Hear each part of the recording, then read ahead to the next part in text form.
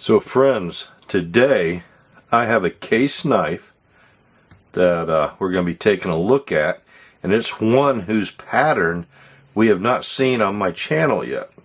So I've laid out some other case knives, not just to compare them, but also to figure out, because I got a little problem with this knife, and I need to break out these knives to help figure it out. So let me show you what we're talking about. And the knife we're looking at today is this Case Folding Hunter. Alright? And she is a old gal right here. And it has seen quite a bit of wear and tear and abuse.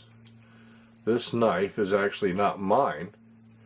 It is one of my best friend Chris's knife, and this was his dad's.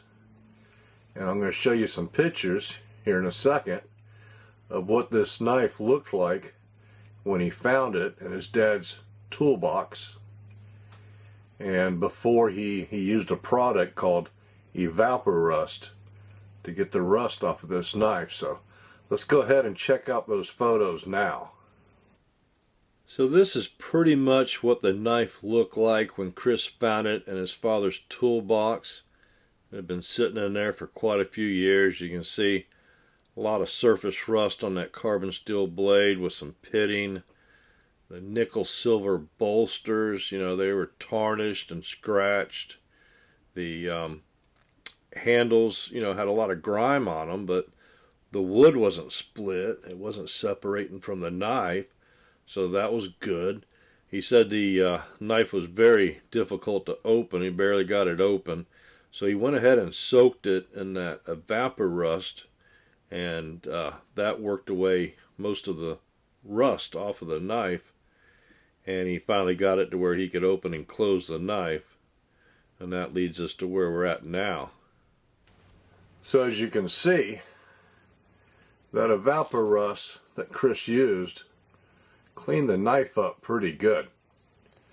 And luckily, we still have a nice clean, let me see, get that focused here for you, tang stamp. You can still see the 10 dots under the Case XX USA there. And we still have the 6165 etched in this side of the blade. And this is not a full flat grind. This blade here is a hollow ground, I do believe, from the best I can tell. It definitely has a concave to it, so yeah, it's a hollow grind, but it's got a lot of wear to it. I mean, if you look right here, you can see it's a little concave in there, and I'll hold a straight edge up to it in a little bit. But here's the problem I had. Look what happens when we close it. Alright, and it's closed all the way, I made sure. I mean, yeah, it has that little bit of spring, but it's down there.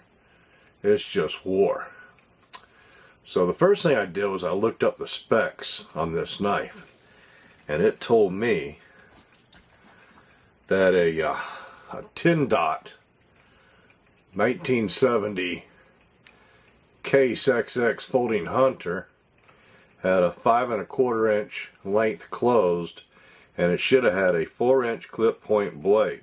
Alright, and that was the jigged pack of wood handles and a pattern number 6165, single blade with the thin frame. Alright, so if we go ahead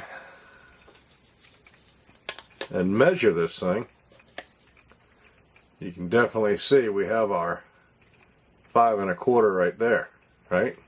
Okay. But let's take a look at this blade. As you can see here, we measure this blade out. We don't have our 4-inch. We're about 3 1/2. Even if I make the correction for the ruler having that little bit of a dead spot, it still only brings us to 3 5/8. So you're still missing 3/8 off the tip of that blade. And if we go ahead and close it, all right, and look at it again here, if we were to add that 3/8 to the end of that blade, that would now take us to where we needed to be with the tip in the handle. All right, and just to verify that, that is why I broke out these knives here, because I was looking for a knife that would have the same blade shape. So, you know, I grabbed my back pocket and tried to compare that blade to this one. But, you know, the back pocket is only a 3.5-inch blade overall to begin with. So it's just too small. You know, if you look at where the clip point starts way up here on the folding hunter versus way down here on that back pocket. So that didn't work. All right. And of course the sod buster has that big old Skinner blade, so that's not even comparable to the clip point. All right, so what about the Panama Trapper? That Panama Trapper, that's a huge knife, right? Well, not really, because it's still only a 3.5-inch blade. Look at that. Clip point way up here versus there, and it's nowhere near as deep as that folding hunter. Now, folding hunter, that's a big knife. I thought the Panama Trapper was a big knife, but no siree. All right. So the closest thing I have is my granddaddy here. All right. So let's see how close this one is. And let me measure that real quick. So the granddaddy, it does have a 4-inch blade. All right. So let's go ahead and compare that to this one. All right. All right. This is about the best I can do on camera here. All right. So I got them two lined up. As you can see, how much of that tip is wore down. So, a lot of wear on that blade. A lot of wear. There's a good view. Look at that. See how much is wore? Exactly the amount that we needed to get down inside the handle. But there's really nothing we can do about that other than replace the blade, and that's just not an option. Okay? We're going to go ahead and just sharpen this knife up for my buddy Chris. I told him I wasn't going to go crazy on this knife. I think he should try to keep, you know, the knife as original as he can. He got the rust off of it. But, you know, let's not try to polish up the blade. And, you know, if I try to reprofile that tip, what's going to happen is I'm actually going to have to lose a little bit of length on that tip in order to give it a good point again. And that would just bring it even further out and have more of the tip exposed. So I believe, since the tip is exposed, let's just go ahead and leave it rounded. All right. And we'll go ahead and put a nice edge on it. I'm going to go ahead and put a mirror polished edge on it. But we're not going to try to reshape that point. All right. And then we'll just clean the knife up a little bit more. It'll have a nice edge on it. Leave the point alone. And give it back to Chris, okay? So, not going to make this a sharpening video. This is just a knife video, so I'm going to break out my hapstone and put an edge on here. And then I will show you what it looks like after I'm done. Okay? So, see you here in just a bit. And friends, while I get everything set up for us if you could, take a moment to go ahead and subscribe to the channel. That way you don't miss out on any cool knife content coming up. Alright, so got the Hapstone out, got my Vinev diamond stones, and worked my way from 80 and got a reprofiled at a 20-degree bevel. And that worked out pretty good. 20 degrees on this hollow grind makes for a nice edge there. Alright, so we worked all the way up to 1200. And as you can see here, you really don't have to go past 1200 to get a nice mirror polish on there. Check that out. Hope I can get the camera angle where you can see that nice gleam there on that edge. But let's go ahead and take a moment and see if that sucker's gonna cut. We know it will. Oh yeah. Another lightsaber.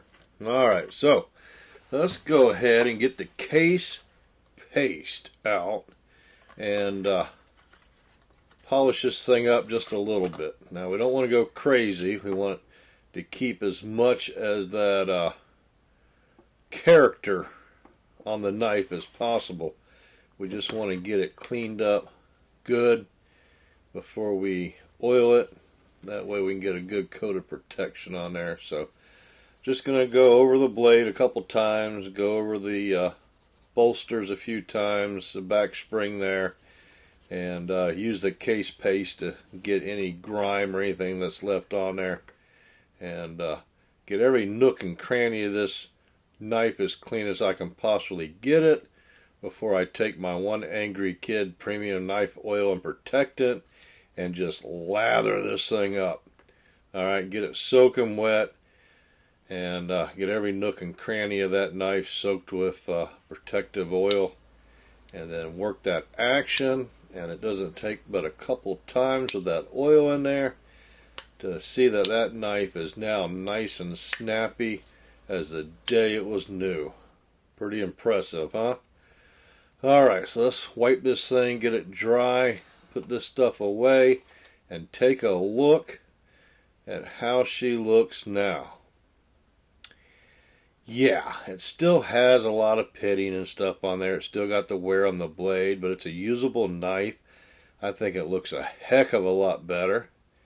You know, look at where we started.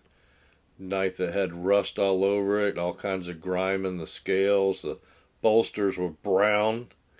You know, I could have polished it. I could have wet sanded it and got them perfect, but you know, I think Chris is going to want as much of the character of this knife, because every little scratch, every little ding, you know, all the wear is going to remind him of his dad using this knife, and that's the whole point.